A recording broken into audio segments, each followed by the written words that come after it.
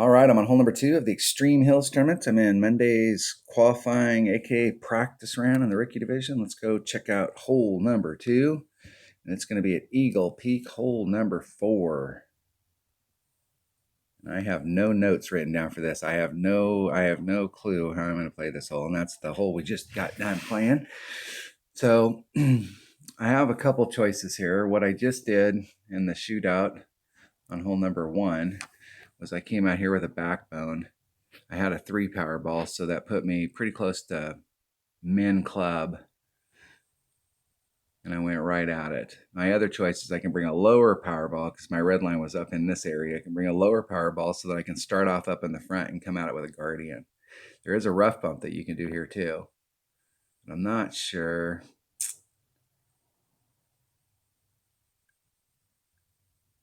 Let's think.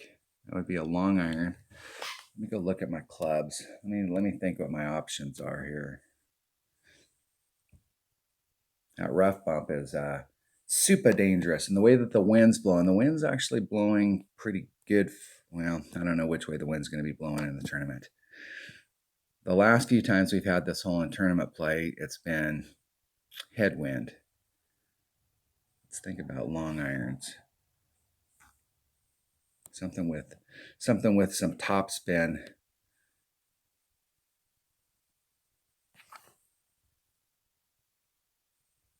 Let's think here. Do I have a Saturn in any bag? I do.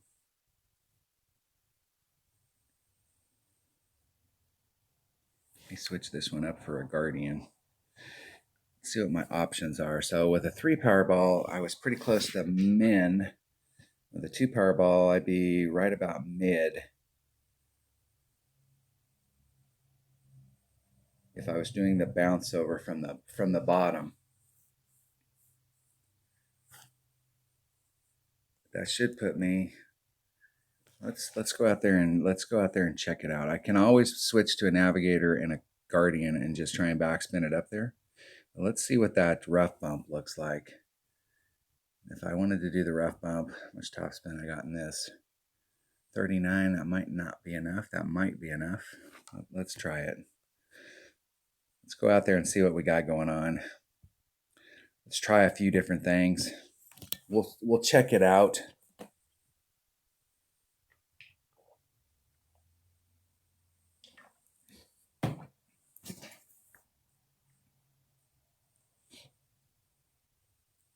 Maybe I'll check it out. I go first. Okay, where's my red lines with the katana? I'm right at max club.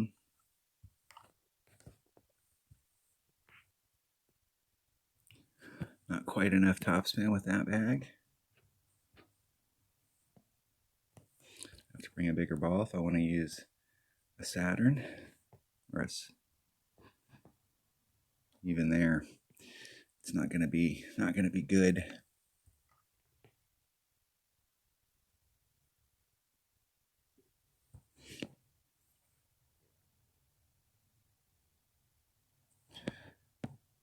And I have no idea where I'm at in my club, so we'll just shoot it. Learned some stuff there though. Hitting it perfect. Learned that rough bump might be rough.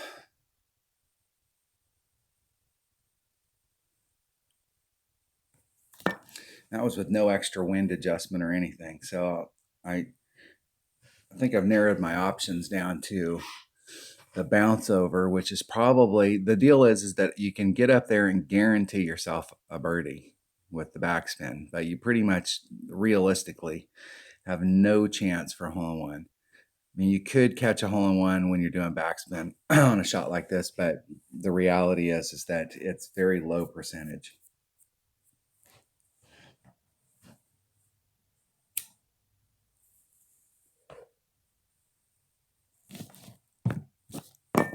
And there's got to be a wind adjustment from down in that area down there.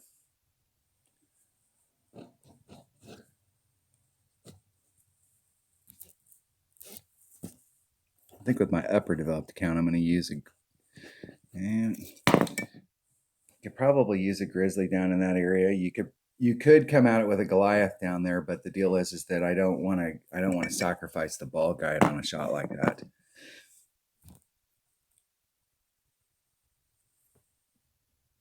It's all about picking the right ball to get you to the right distance.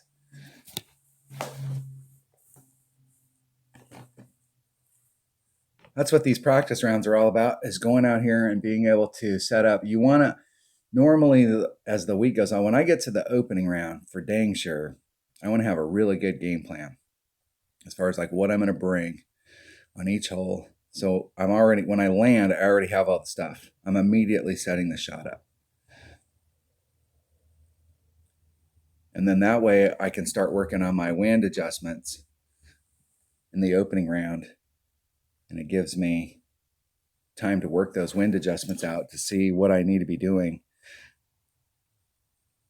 prepping myself up for the weekend round. I always want the weekend round to be the best round that I shot all week.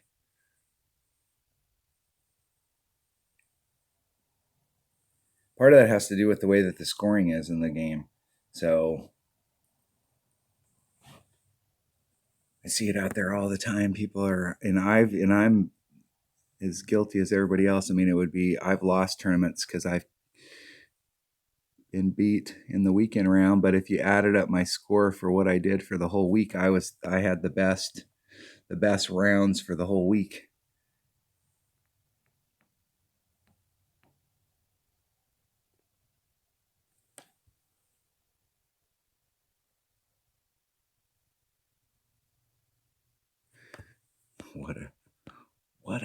What a taking all the time. Hit it perfect. I can't believe I got that off. Way short. I'm undecided on how I'm going to play this hole too. These par threes, I'm undecided on how I'm going to play them.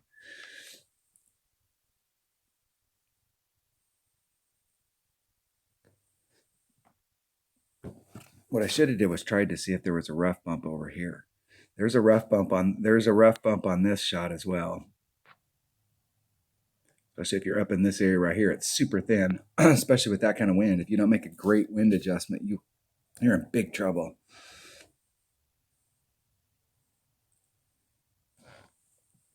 What's funny is if you've watched my videos for a long time, this is my MO. If you're new to the channel, thanks for subscribing and thanks for watching.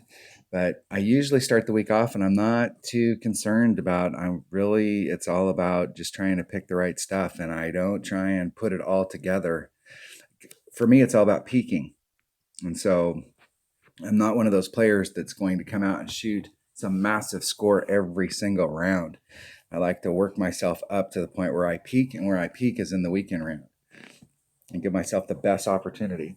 And with this account, my primary goal with this account is to demo for you guys guys and gals, how to get the minimum score with your eyes closed and put yourself in a spot so that every hole you're trying to pick something up. All right, that was hole number 2 of the Extreme Hills tournament and Monday's qualifying round in the rookie division. Thanks for watching.